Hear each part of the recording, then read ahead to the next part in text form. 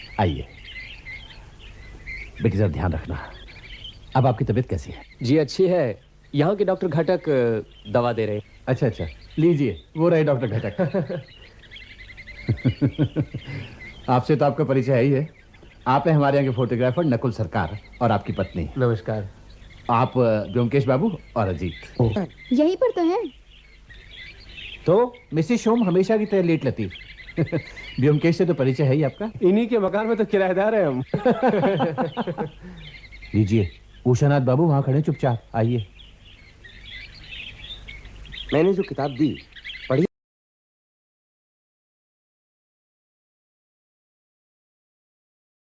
आपने? आप हैं हमारी सरकारी ट्रेजरी के चीफ अकाउंटेंट उषानाथ घोष और इनकी पत्नी। नमस्ते। और आप हैं कलकत्ता के मशहूर जासूस ब्योमकेश बख्शी और आपके साथी अजीत बनर्जी। ये क्या कर रहा है? अरे चौधरी साहब, कहाँ हैं आप? आइए आइए, ब्योमकेश बख्शी से मिलने के लिए बड़े बेचैन थे ना आप? मिलिए। हो। ब्योमकेश बख्शी और आपके साथी अजीत बनर्जी। आप हैं हमारे यहाँ के बैंक मैनेजर मिस्टर अमर राहा। अच्छा, कीर्तिमान व्यक्ति से मिलने की किसकी इच्छा नहीं होती? चौधरी साहब, आप भी तो बड़े बेचैन थे ना? आइए आइए, भाई हम तो सोच रहे थे आप आ ही नहीं पाएंगे। आइए। हमारे यहाँ के डीएसपी मिस्टर पुरंदर पांडे। नमस्कार नमस्कार। आपको मिलने की कब से तमन्ना थी, लेकिन अफसोस आप हमारे यहाँ आए और हमारे पास कोई भी ऐसा पेचीदा रहस्य नहीं जो आपको पेश कर सके।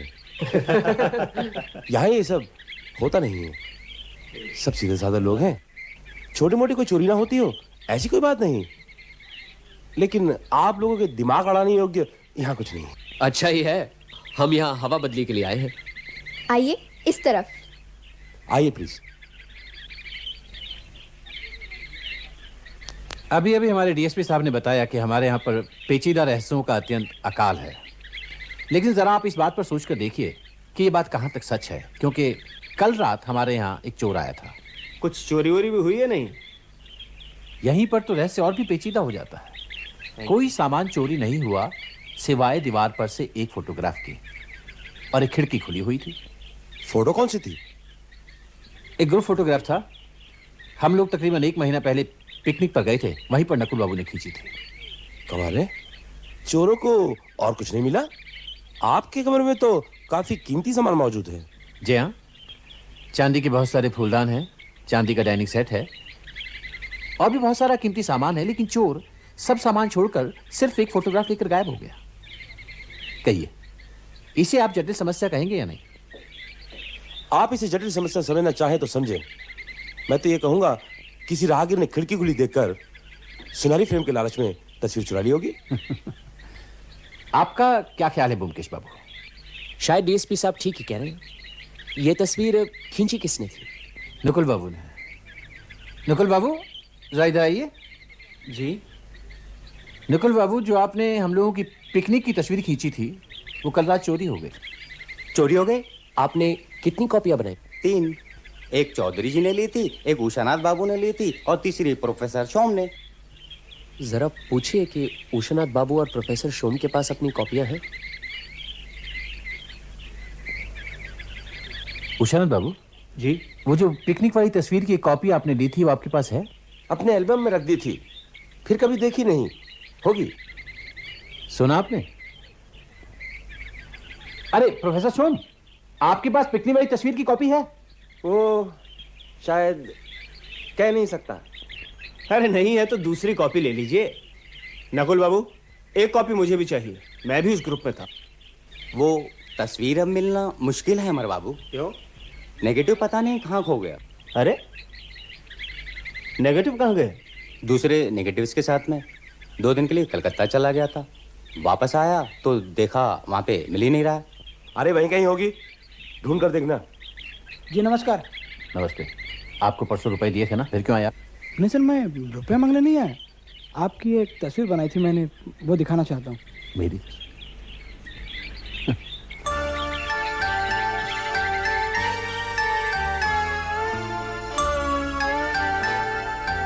अरे वाह, ये तो बहुत अच्छी है। बहुत अच्छी तस्वीर बनाते हैं आप। क्या नाम है आपका? जी मेरा नाम फाल्गुनी पाल है। फाल्गुनी भाई, ये ले तुम्हारा इनाम। बहुत अच्छी तस्वीर बनाते हो तुम। शुक्रिया। अच्छा तो ये तस्वीर तुमने बनाई कैसे? किसी तस्वीर को? नहीं सर नहीं, मैंने चौधरी जी को कई बार देखा है। अच्छा अच्छा, तो तुमने तस्वीर को देखकर तस्वीर बना जी दी? सर, मैं अपनी याददाश्त से तस्वीर बना लेता हूँ। यदि आप हुक्म करें तो आपकी भी तस्वीर बना दूँ। ठीक है, इतनी अच्छी तस्वीर अगर बनाकर ले आओगे तो मैं भी तुम्हें 10 रुपए इनाम में दूंगा। जी सर, जो हुक्म आपका। चलता हूँ सर। अच्छा आर्टिस्ट है। उस पिकनिक के ग्रुप की तस्वीर में तो मैं था नहीं, अब देखते क्या बना के लाता है। वहाँ तस्वीर चोरी की क्या बात हो रही थी? मेरे कुछ समझ में नहीं आया। आज की पार्टी में जो लोग थे वो एक पिकनिक पर गए थे। वहां उन्होंने एक ग्रुप फोटोग्राफ खिंचवाई थी। उस फोटोग्राफ का एक कॉपी चोरी हो गया। बाकी की 2 फोटो है या नहीं कुछ पता नहीं, और तस्वीर का नेगेटिव भी नहीं मिल रहा। हर चोरी करने वाले का अलग अलग मकसद होता है। अब फाल्गुनी पाल को ही ले लो, एक बार किसी को देख लिया फिर उसके चित्र बनाने का दावा करता है। अब फोटो देखकर तस्वीर बनाना तो आसान होता है।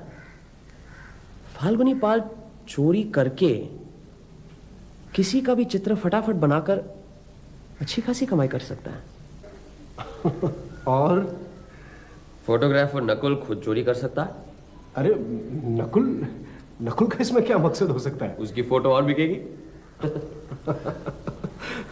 फाल्गुनी पाल, नकुल और कोई?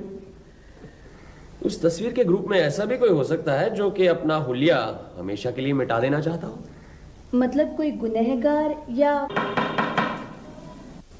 लगता है प्रोफेसर शो में, देखो।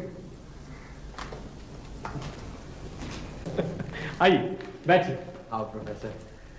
कहिए, आज की पार्टी कैसी लगी? अच्छी लगी। यहाँ के लोगों से मुलाकात तो हुई। सब भले आदमी हैं। ऊपर से सब ऐसे ही लगते हैं। अच्छा आप बताइए मिसेस बख्शी, आपको वहां सबसे अच्छा कौन लगा? वैसे तो सब अच्छे ही थे, लेकिन रजनी मुझे बहुत अच्छी लगी।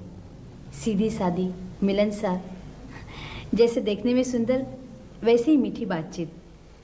अच्छा, चौधरी जी लड़के की शादी क्यों नहीं कर देते? वो तो काफी पैसे वाले हैं। विधवा है विधवा। विधवा से कौन शादी करेगा? आइए मालती भाभी। यकीन नहीं हो रहा है ना? पूछ लीजिए इनसे, इन्हें सब मालूम है। बेशर्मी की भी हद होती है। विधवा होकर सास सिंगार करती फिरती है। मतलब क्या है? क्या किसी को मालूम नहीं? किसी मर्द को फंसाने की तरकीब है। मैं जा रही हूं, तुम जल्दी आ जाना। रजनी क्या सचमुच विधवा है? जी, बेचारी 15 साल की थी तब शादी हो गई। शादी के दूसरे दिन ही पति प्लेन से लंदन चले गए उच्च शिक्षा के लिए। खर्चा सब चौधरी साहब ने दिया था, लेकिन वो वहां पहुंच नहीं पाए। प्लेन दुर्घटना में उनकी मृत्यु हो गई। आप मेरी घरेलू जिंदगी से शायद वाकिफ नहीं है। मेरी जिंदगी भी चौधरी जी के जमाई जैसी है। अपने ससुर के पैसे से लंदन पढ़ने गया, वापस आकर एक कॉलेज में पढ़ाने का काम किया, लेकिन ज्यादा दिन टिक नहीं पाया।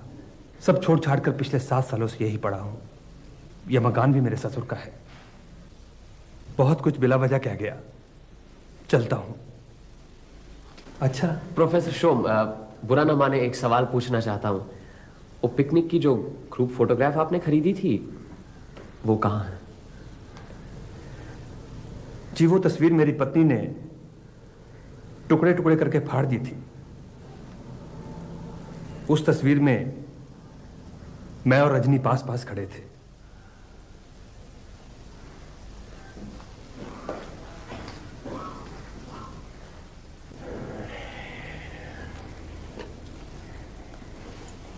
कोई कुछ भी कहे, रजनी बहुत अच्छी लड़की है। कम उम्र में विधवा हुई है। बाप अगर बेटी को संवार कर रखता है तो उसमें बुराई क्या है? आज पार्टी में एक बात देखी, तुम लोगों ने शायद गौर नहीं किया होगा। जब चौधरी जी चोरी का जिक्र कर रहे थे, सब उनकी तरफ देख रहे थे। तब डॉक्टर घटक कुछ दूर अकेले चाय पी रहे थे। रजनी मिठाई की प्लेट लेकर उनके पास गई, चुपचाप एक चिट्ठी उनकी जेब में डाल दी, फिर वहां से चली गई। मुझे लगता है मेरे अलावा ये सीन किसी ने नहीं देखा। बमकेश बाबू, चलिए आज मैं भी आपके साथ घूमता हूँ। जरूर। एक बात बताइए, उस ग्रुप फोटो को अखबार में छपवाने की कोई बात हुई थी? नहीं, उषानाथ बाबू कभी छपवाने नहीं देंगे। क्यों? वो जरा अजीब किस्म के आदमी है। उन्हें अपने सरकारी ओहदे का बहुत गर्व है। किसी अरे गहरे के साथ उनकी तस्वीर छपे वो नहीं चाहते। अच्छा, उषानाथ बाबू क्या हमेशा काला चश्मा पहनते हैं? हाँ, करीब 2 साल से यहाँ बदली होकर आए हैं। मैंने उन्हें बिना चश्मे के कभी नहीं देखा। शायद आंख कुछ खराब होगी। और फोटोग्राफर नकुल? बहुत ही चालू चीज है। अच्छा। हमेशा चौधरी जी की खुशामद में लगा रहता है। सुना है किसी जमीन के लिए चौधरी साहब से मोटी रकम उधार ली है।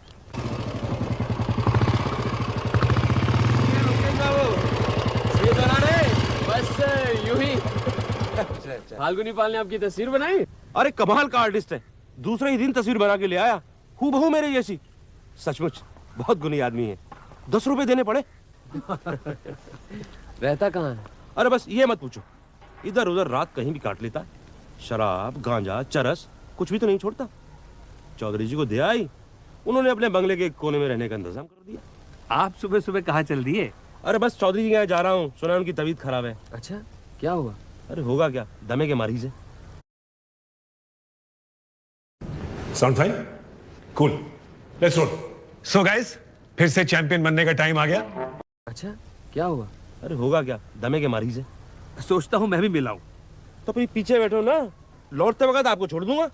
अच्छा बमकेश बाबू। अच्छा, चौधरी जी से कहना मैं शाम को आऊंगा। हाँ, मैं कह दूंगा। और अब मैं चलता हूँ। चलो अब हम भी चलते हैं। तो अच्छा, तो अरे ब्योमकेश बाबू नमस्कार। नमस्कार। अरे आपको भनक कैसे पड़ी? किस बात की भनक? अरे भैया आप यहाँ टपक कैसे पड़े? घूमने निकले थे, सोचा उषानाथ बाबू से मिलते जाए। ये तो आपने बहुत अच्छा किया। कल रात को इनके घर में भी चोरी हो गई। अच्छा? हाँ। क्या चोरी हो गया? वो अभी पता नहीं। हम सब ऊपर सोते हैं ना, नीचे कोई नहीं रहता। कल रात या हो सकता है सुबह सुबह चोर नीचे के कमरे में घुसकर अलमारी खोलने की कोशिश की किसी चाबी से, लेकिन खोल नहीं सका। चाबी वही ताले में अटकी पड़ी है। ये अलमारी में है क्या? कुछ जरूरी कागजात है और एक बक्से में मेरे पत्नी के सारे गहने हैं। अच्छा, इसका मतलब है वो अलमारी से कुछ ले जा नहीं सका। वो तो अलमारी जब खुलेगी तब मालूम पड़ेगा। एक चाबी वाले को बुलाया। चलिए अंदर आइए ना, अभी आइए डीएसपी साहब। आइए, ये देखिए चाबी अभी तक अटकी हुई है।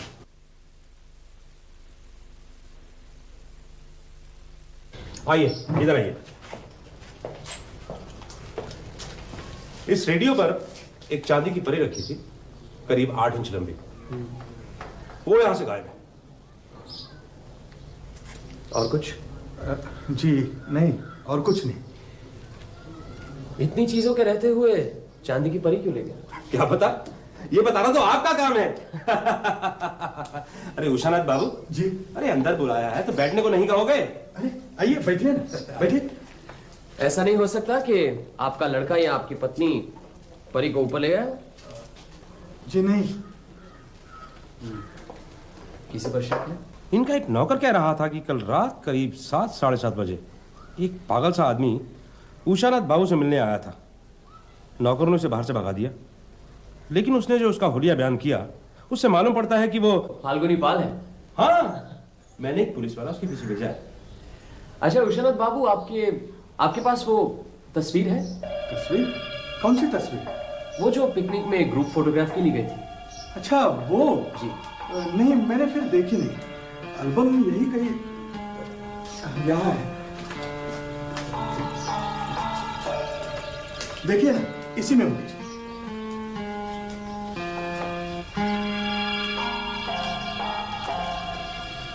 इसमें तो सिंगल या 2 जनों की तस्वीरें नजर आती हैं।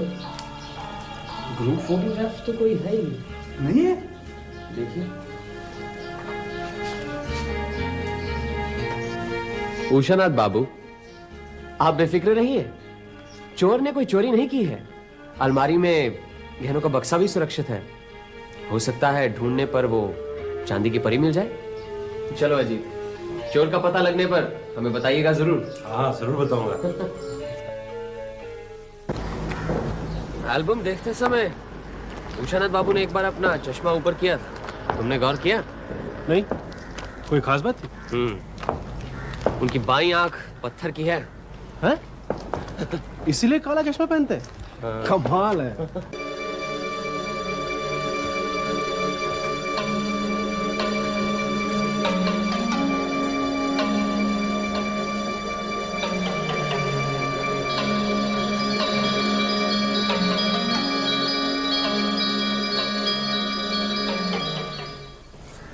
आप लोग पुलिस का आदमी है ना, मेरे घर की तलाशी लेना चाहते हैं? लीजिए, पूरी तसल्ली के साथ तलाशी लीजिए, लेकिन कुछ मिलेगा नहीं आप लोग को। मैं गरीब जरूर हूँ लेकिन चोर नहीं। हम आपके घर की तलाशी नहीं लेना चाहते और न ही हम पुलिस हैं। मैं सिर्फ ये जानना चाहता हूँ कि कल रात आप उषानाथ बाबू के घर क्यों गए थे? उनकी तस्वीर बनाई थी मैंने, वही दिखाने गया था, लेकिन उनके नौकर ने मुझे मिलने नहीं दिया, भगा दिया मुझे। ठीक है, कोई बात नहीं, लेकिन मैंने ऐसा क्या किया कि पुलिस मेरे पीछे पड़ी हुई? ये तो बहुत गलत बात है। ठीक है, मैं पुलिस से कह दूंगा कि आइंदा आपको तंग न किया करें। धन्यवाद। तस्वीर तस्वीर, अरे मैं क्या करूंगा तस्वीर का? मुझे तस्वीर नहीं चाहिए। आहिस्ता बोलो, कोई सुन लेगा। देखो, मुझे तुम्हारी जरूरत है, तुम्हारी तस्वीर की नहीं। दूध के बगैर कोई पानी पी करके रह सकता है? मुझे भी क्या तुम्हारे बगैर अच्छा लगता है, लेकिन क्या करूं, कोई रास्ता भी तो नहीं है। रास्ता है, मैं बताता हूँ। लेकिन पिताजी। तुम अब नाबालिग नहीं हो रजनी, तुम्हारे पिताजी अब तुम्हें नहीं रोक सकते। वो तो ठीक है, लेकिन प्लीज अश्विनी, पिताजी की तबीयत ठीक नहीं है, उनकी तबीयत ठीक हो जाने दो, उसके बाद फिर। नहीं नहीं नहीं नहीं, तुम्हें आज ही बताना पड़ेगा कि तुम्हारा फैसला क्या है। अब मैं तुम्हारे बिना जिंदा नहीं रह सकता। और देखो, कलकत्ता पहुंचकर तो पिताजी को पता चल ही जाएगा। ठीक है, बताती हूँ। नहीं, इस वक्त नहीं, लगता है घर में कोई आया है और मेरा घर में रहना बहुत जरूरी है। तुम ऐसा करो, तुम रात को 10 बजे यहीं आ जाना, मैं यहीं मिलूंगी, फिर तब आराम से बात करेंगे। ठीक है, मैं जाती हूँ। सुनो तो,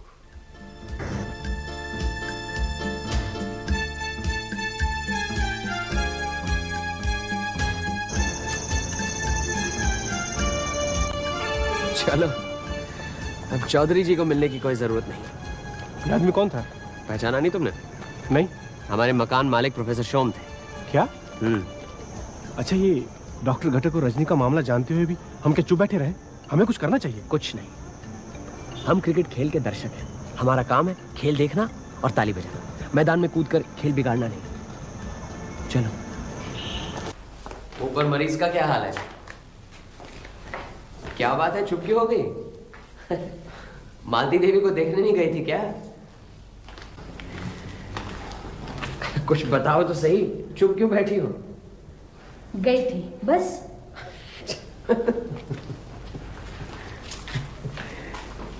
क्या बात है भाभी, नाराज क्यों?